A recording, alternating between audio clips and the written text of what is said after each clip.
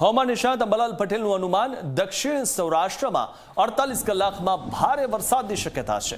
દક્ષિણ ગુજરાત અને પૂર્વ ગુજરાતમાં વરસાદ પડશે। વડોદરા પંચમહાલના કેટલાક વિસ્તારમાં વરસાદ પડશે। અમદાવાદ ગાંધીનગરના વાતાવરણમાં પલટો આવશે। બંગાળની ખાડીમાં દબાણ સર્જાતા 4 જુલાઈથી પડશે વરસાદ। ધીમે ધીમે રાજ્યમાં બની રહી છે વરસાદી પેટર્ન। જુલાઈના પહેલા અઠવાડિયામાં ભારે વરસાદ પડશે। ભારે વરસાદથી કેટલાક વિસ્તારમાં પૂર આવવાની પણ શક્યતા છે।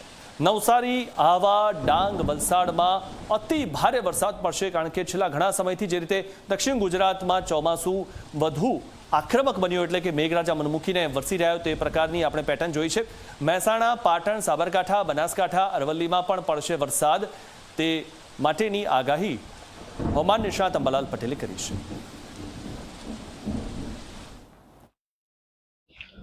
આગામી 48 કલાકમાં સૌરાષ્ટ્રના ભાગોમાં વરસાદ થવાની શક્યતા રહેશે।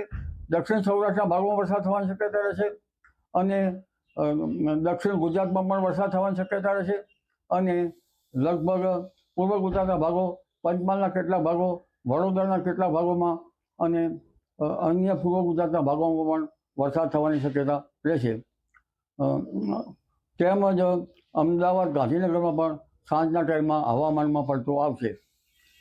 પરંતુ જોવા જઈએ તો હવે બંગાળ ઉપસાગરની શાખા 2-3 જુલાઈથી સક્રિય થવાની શક્યતા રહેશે બંગાળ ઉપસાગર, અને ડીપ ડિપ્રેશન બનવાની શક્યતા રહે, જેના લીધે તારીખ 4-5થી ગુજરાતમાં વરસાદ આવવાની શક્યતા રહેશે। લગભગ 12 તારીખ સુધીમાં આ ભાગોમાં 6 ઇંચ કે કરતાં તેથી કંઈક વધારે વરસાદ થઈ શકવાની શક્યતા રહે। કેટલાક ભાગો જળમગ્ન થવાની પણ શક્યતા રહી શકે। એટલે હવે ધીરે ધીરે વરસાદની પેટર્ન બની રહી છે। આ ઉપરાંત ઉત્તર ગુજરાતના ભાગો, મહેસાણાના ભાગો, પાટણ સમી હારીના ભાગો, સાબરકાંઠાના ભાગો, બનાસકાંઠાના ભાગો અને લગભગ અરવલ્લીના ભાગોમાં પણ વરસાદ થવાની શક્યતા રહેશે। તદ ભાગોમાં હળવા મધ્યમથી માંડીને 4 ઇંચ જેવો વરસાદ થવાની શક્યતા રહેશે।